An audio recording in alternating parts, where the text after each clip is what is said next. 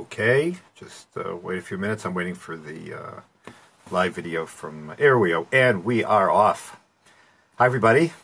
Welcome back. We are once again at our weekly half-hour excursion into Avot Hashkafa in history. We continue this week our discussion of the second set of aphorisms of wise sayings that were attributed to Hillel HaZaken, who lived at the end of the first century BCE and the beginning of the second. The first one, dealt with pursuing peace, and the second one has to do with study. So last week we looked at the statement Nigid Shema Avad Shemeh, that if a person becomes too famous, he can end up losing his name and losing his soul. And we talked about person's reputation, and it really doesn't belong to us because ultimately we all represent something larger. And the second one is what we're going to talk about today.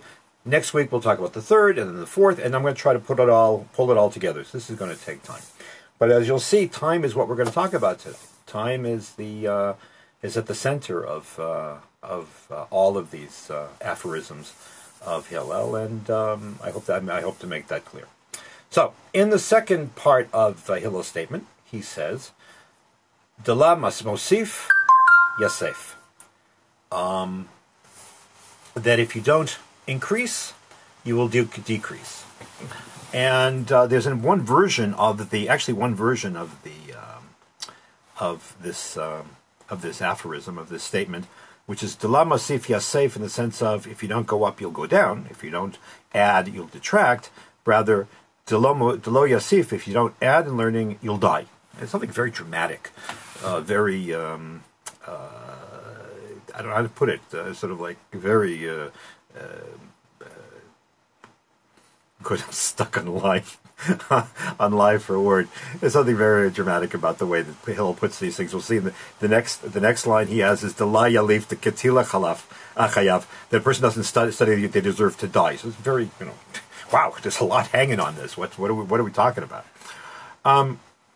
Let's ask ourselves first: what is "Dela mosif yasef"? "Dela mosif." What are we talking about? What are we adding to? So most of the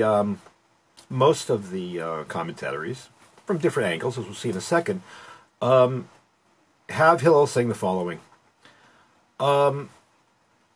knowledge is cumulative.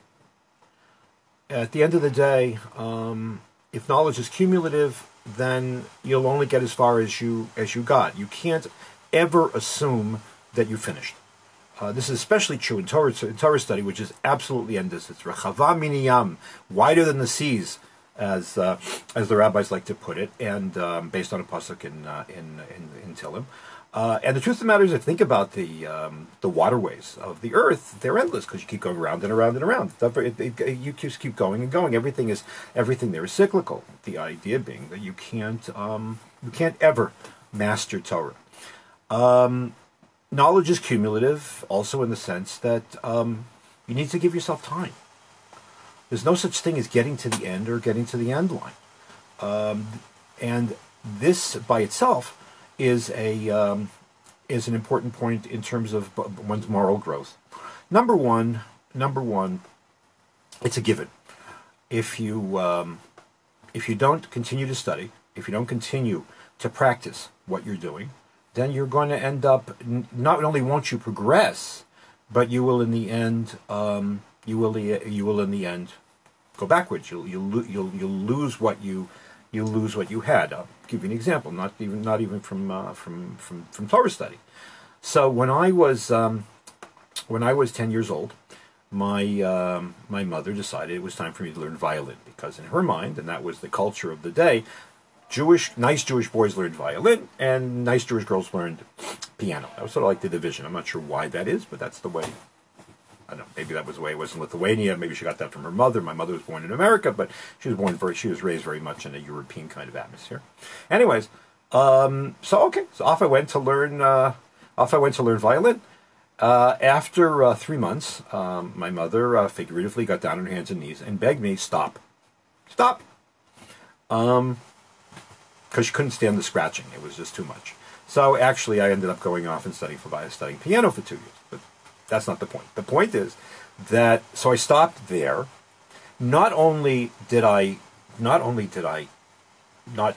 progress, but rather I developed sort of this I don't know what to call it, sort of like this block against studying violin, and it took me years to go back to it. I only went back to it 3 years ago, 3.5 years ago. No, a little bit more than 3 years ago, and I had to get over all the stuff that had built up in the meantime, all my inhibitions, and never mind the fact that then I learned that even once you're back and you've gotten back to ground zero, I got back to where I was when I was 3.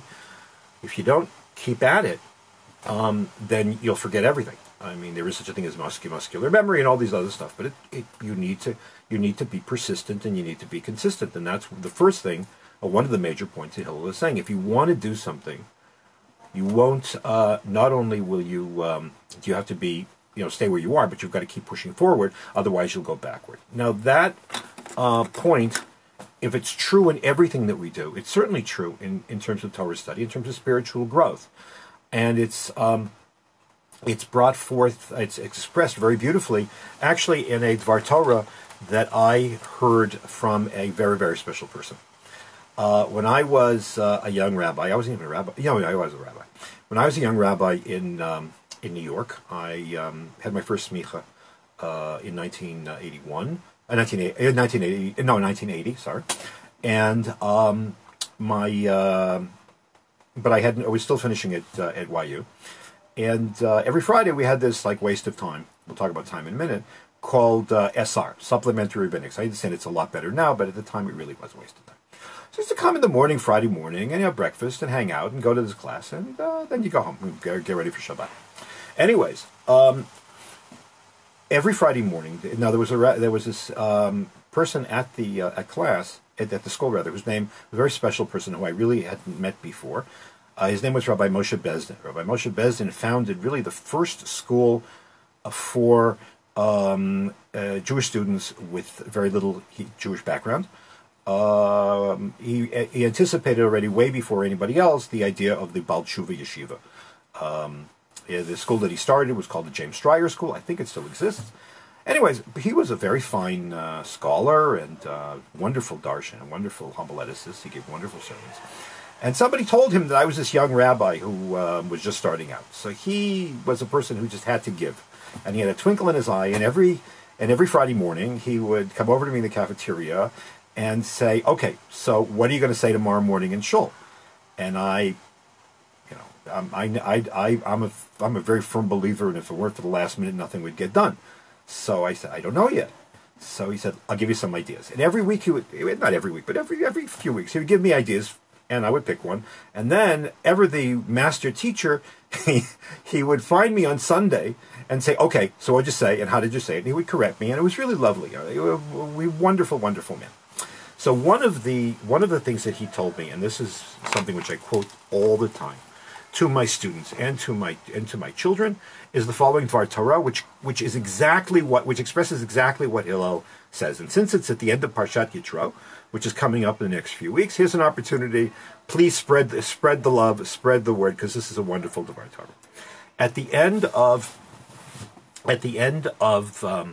Parshat Yitro, right after the story of the giving of the Torah, of the theophany and the revelation at Sinai, the Torah says as follows. Really one of the last verse in the Parsha. The Torah talks about how do you set up an altar, and it goes as follows: "V'lo ta'aleh b'ma'alot al mizbechi, asher lo tigale ervatcha alav." When you're going up to the altar, the altar is very high, the mizbeach, the outside, the sacrificial altar, it's very high, and you have to get up there. So how do you get there? So there are two ways of getting up. Someplace that's higher. You can either get stairs or a ladder, or you can make a ramp. Those are the two possibilities. Torah says you must make a ramp. You're not allowed to put stairs next to the Torah, next to the altar. And why not? Because we'll see in a minute. But what's the idea? The idea is that your nakedness should not become revealed. What does that mean? So apparently the simple meaning of the verse is that if you are wearing a knee-length or even not at knee length, if you're wearing an open gown or you're wearing a free-flowing robe, as you walk up the stairs, your legs will become exposed. It's not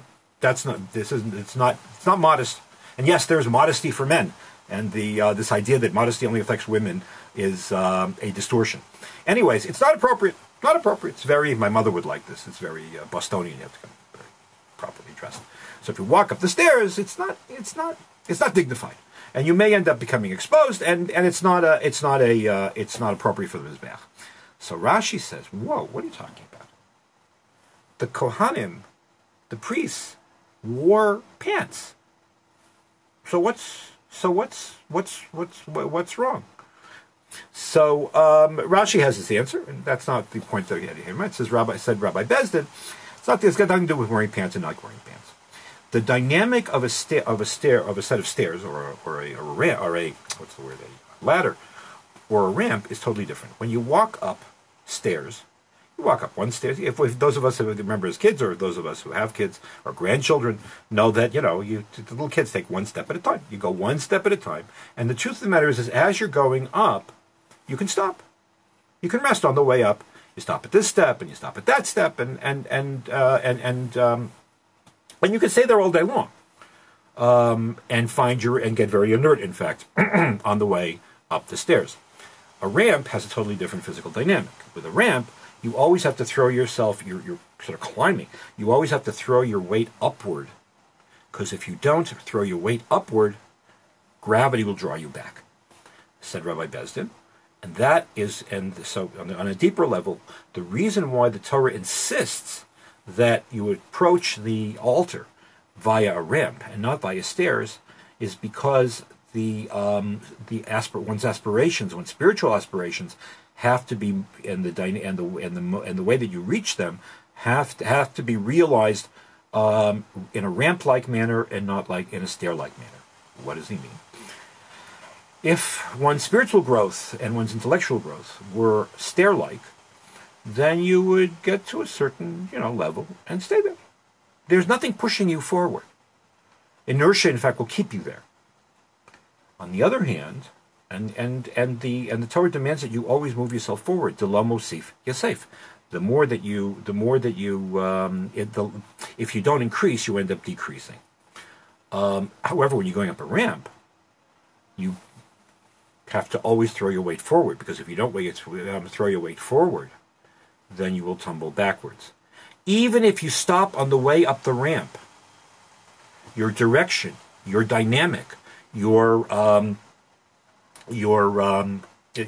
way you throw yourself has always got to be upward, because if you don't do that, gravity will not only not let you stay where you are, it'll drag you down.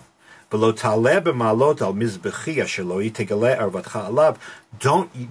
go up to my altar, which symbolizes the service of God, in a step-like manner, but rather in a ramp-like manner. Because if you use stairs, rather, your erva, your weaknesses, your dark side, your downside, your laziness will become exposed. You'll become exposed as a person who's not serious, because you're very happy to be here, and I don't want to go any further. It shows lack of seriousness and lack of desire, and lack of commitment. Whereas a ramp requires commitment. Now, you may not get all the way to the ramp, to the top. Not everybody does. As Rabbi Tarfon will say later in Pirkei Avot, Lo alechem lacha ligmor v'lo et ben chorin libatel mimeno. It's not up to you to finish the work, but you're not allowed to desist either.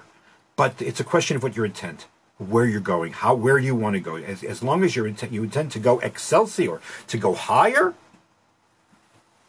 then your credibility and your values remain in place. So that is one way, of looking at D'lo mosif yasef. Interestingly,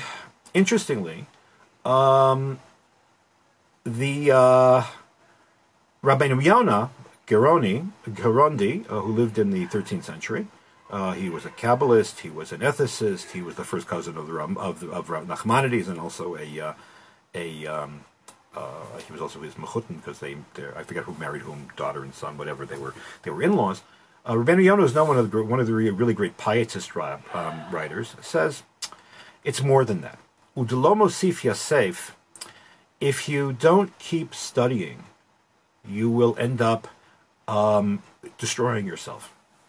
That's also, that's very dramatic. That's extreme. What are we talking about? So says Rabbeinu Yonah. So Rabbeinu Yonah says that one of the dangers when one is a student is arrogance. I'll read you exactly what Rabbeinu Yonah says himself. Mishahu chacham, a person who is already wise. Ve'ino rotzeh lahosif al chokhma al chokhmato. He doesn't want to add to his wisdom, or wisdom to his wisdom. V'yomar belibo, when he says to himself, Kvar lamati kol haTorah kula, I know it all. Oh, he's a know-it-all. There you go. You know it all. V'ra'iti drachea u'netivoteha. I know how it works, and I've gone through this, and I went through, I did daf yomi one, whatever the case might be. Mali v'tzarata, why do I need to keep doing this? What's the point? I did this, I finished this, and I'll go on to something else. Says, I got it all in my head, and I can now pronounce, and I can make pronouncements, and I can do whatever I say, whatever I want, go elsewhere. Says, and so Rabbeinu Yonah says, a person like that basically distorts the nature of Torah. First of all, he assumes that he can master everything, which is not possible. Absolutely not possible, because there's always more nuance, and there's always more to say, and there's always more to know, and there's more that you don't know, and there are different sides. It's endless. That's why the process of learning Torah, and they say with regard to the Talmud, but with regard to all Torah study, is like swimming. You're always surrounded by the water, because you can go all different directions, and there's depths that you don't know are there. So says Rabbeinu Yonah, Udelo mosif, because you think you got it all in your pocket. Is lethal, because that kind of self-satisfaction leads to judging the Torah, it leads to making irresponsible pronouncements, and it also leads to arrogance and sloth. And the truth of the matter is that the great enemy of Torah study is, in fact, arrogance. One of the striking things, and this is a point that the rabbis constantly emphasize, that the only way to be able to really properly study is to study out of a sense of personal humility and the limitations of one's assumptions. Now, I want to say something about humility and modesty. Modesty does not mean, or humility, does not mean lying. In other words, saying, I'm nobody, I don't know anything, I can't do this, I'm this and that. That's a lie. If you're capable, then, and if you're capable and you out of false modesty, you sit there and say I'm a nobody and so on and so forth. That's a lie. That's an absolute lie. You're not allowed to take your capabilities and your abilities and deny that they're there. They were given to you by God, and as a result, you should acknowledge them and develop them. But the more that you develop your capabilities and aware of your capabilities, you become aware of the fact to the degree to which you haven't realized them. That's the nature of humility, saying, I am who I am, or I am who I could be, but I realize I could be much more. And to be self-satisfied is to worship yourself. The two don't go together. It's the reason why the rabbis like to point out that Mount Sinai was a low mountain, because humility is where Torah is met. One realizes the limitations of one's own capacities, and yet you have to realize them. Lo masif yasef. If you don't add, if you become self-satisfied, then in the end you will end up destroying yourself, because you won't realize what you have because you think you've done it all. Arrogance, by the way, is also a front door to idolatry, because at the end of the day, idolatry, paganism, is self-satisfaction. Dogmatism, in that regard, is a form of idolatry. Now, that doesn't mean you can't have clear opinions, but you have to be aware of the fact that your knowledge is conditional, because you can't know everything. You do the best you possibly can. That's the point. Udelo mosif, and you find this out by going deeper and deeper and further and further. There's something else to it. That since the act of study for us is a sacred activity, I don't know No, you know what? I think I can say this without any hesitation. There is no other religion on earth in which the most important action act of worship is study. When Maimonides in the Book of Commandments, the Sefer Mitzvot, defines the act of Talmud Torah, he says, it's number 5 for those who want to check, he says that worship of God is accomplished by study and by prayer. Now it's interesting, there's a very long history of tension between these two. Which is more important? Which is primary? To which you should spend more time? Should you spend more time praying, or should you spend the time studying? And there are those who argue either way. There's a statement in the Talmud by Rabbi Yeshua ben Levi, in which he says, "I wish people would daven all day. It really would be nice if people would daven all day. People got daven all day. When are they going to study? Or when are they going to make a living?" The point being, however, that prayer is the act of prayer, the act of meditation, the act of confronting God. In that regard, in that mode, is at the top of our, is ostensibly, according to him, at the top of our value system. Others say no. Others say no. The Nefesh HaChaim, Rabbi Chaim Volozhin, reflecting a different trend, this trend can be traced all the way back to the Talmud, says no. The highest form of study, the highest form of worship is study. Why? Because, as a teacher of mine, Rabbi Aaron Wieder, Zecher Tzadik Livracha, once said, he says, because, very simple, I think he quoted Rav Kook, I don't know if Kook said it, I know Rabbi Wieder said it. Tefillah, prayer, is what I have to say to God. And study is what God has to say to me, so you tell me what's more important. But they're both important. And what they both have in common, and this is what Maimonides is trying to say by putting the two together, is that in both cases, both when one prays and when one studies, one encounters God. So the lo mosif, if you think that you've exhausted your relationship with God in the act of intellection and the act of study, you're safe. That's spiritually deadly. That's spiritually deadly, because it means not only that you can complete Torah study, you can know it all, but rather that you don't need it anymore. The Torah is just another text. That's a very dangerous thing. That's why I really, really, really do not like when people talk about the fact that they're going to study texts, or they're going to study sources. They're not studying sources. Sources is studying ancient writings, it's studying medieval writings, it's studying, I don't know, it's studying this guy. I don't know if you know who this is. This is Dante Alighieri. He's got a bust of his bust is sitting on my desk, on my shelf. Okay, I love the Divina Commedia, the Divine Comedy. That's a text. It's not Torah. When you say I'm going to put together sources, you got to realize it's not text. Person says, I know it all now, so now I can go do something else. That's a person who teaches the Torah not as God's word and as an encounter with God, but rather as a text. There's a big difference. It's one of the differences between Jewish studies and yeshiva studies, but I'm not going to go into, or Wupana studies, but I'm not going to go into that now. Utalo Mosif Yasef, says Rabbi Yonim Kain, that if you think you know it all, then you are spiritually dead, because you don't get it. You don't get the whole point. There's another line of interpretation that I find scary, I guess. And it pops up a lot. It starts with the commentary on Avot, which is attributed to Rashi. Rashi didn't write it, but it comes out of his milieu. But it pops up consistently in all kinds of other places as well. And that is, Udalo Mosif Yasef. What are you adding?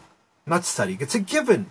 The Torah study is so huge. Think about it for a minute. It's not just it's Bible and the commentaries and the Talmud, which by itself is all conclusive, and the codes, and philosophy and medrash and the philosophy and mysticism, and who could do it all? It's very, it's stunning. Those people who master even one part of it are just incredible. Interestingly, if I can digress for a second. On Friday, on Erev Shabbat, a very special very special person passed away in West Hempstead, and my former rabbi and teacher and mentor, Rabbi Huda Kellemer, Zecher Tzadik Livracha, who you look up on you can check up on him on social media. There's a lot of beautiful things that are being said about him. One of the things about him was that he really knew, came close to what we call it Torah Kula, and he was the most humble person one of the most humble people I've ever encountered. So, anyways, says so. What's Hadlo Mosif? It's a given that you have to study.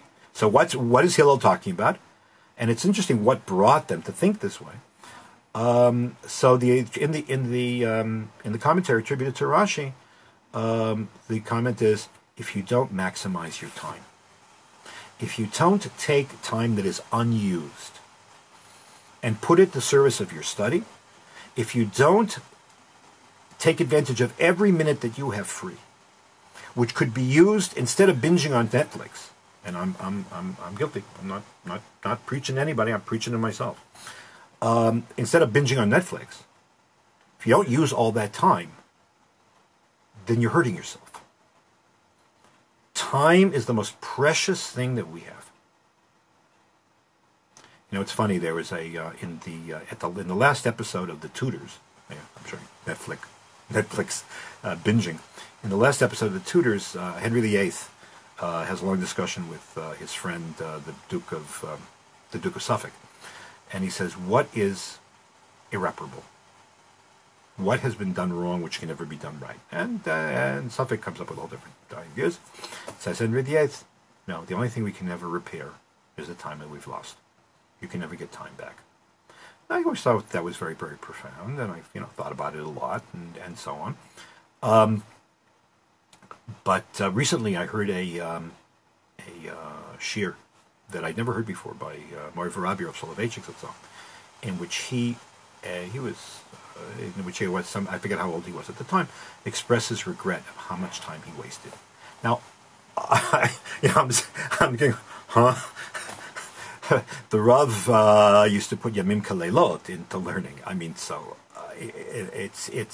and when he wasn't formally learning, he was constantly thinking about learning. I mean, there were stories in terms of his grandson tells stories that they were sitting at dinner and all of a sudden the Rav came up with he had been thinking about some problem and came up with an answer in the middle of dinner. Time.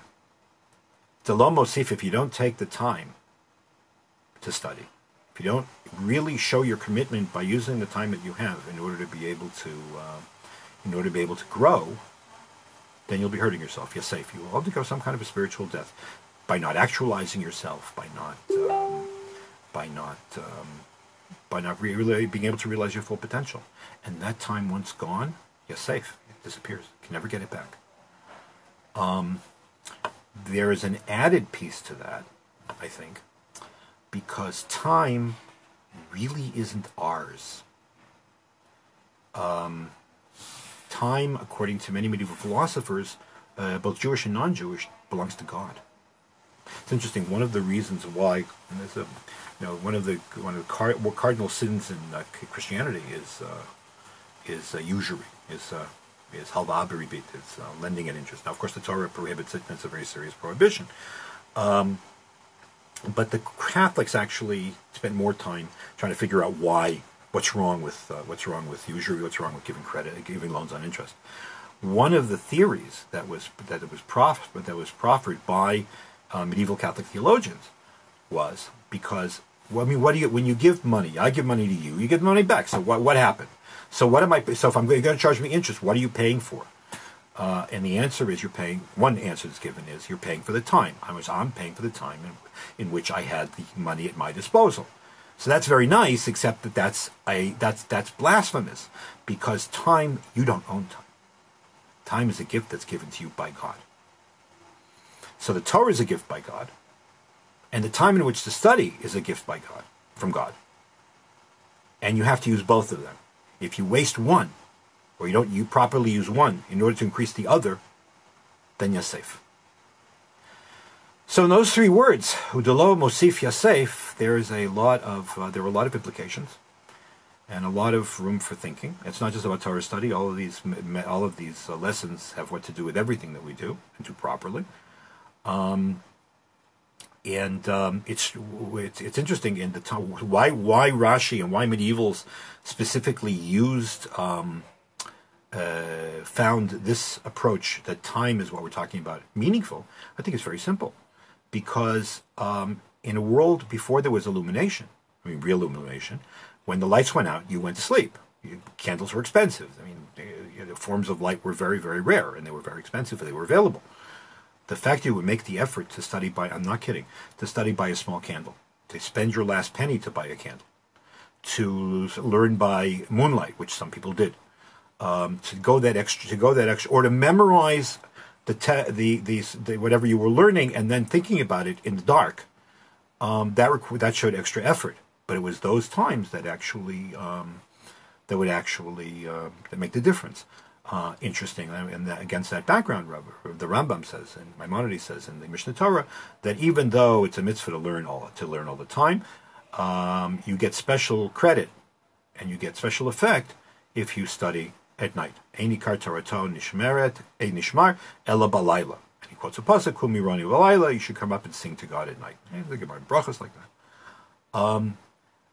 Now we have the advantage of, now I'm not saying you shouldn't sleep. You should sleep and you're supposed to take care of yourself. And everybody who's able to get their vaccine should get their vaccine. But we have the incredible schut, we have the terrible merit of having lights all the time, and we have stimulants that let us, you can have a cup of coffee, and you can go to bed at 11 instead of going to bed at 10, or you can go to bed at 12 instead of going to bed at 11, if you can do that with keep your health, and use that time to study, and use that time to grow. And it's a crime. It's spiritually lethal if we don't. Udalo mosif, yasef.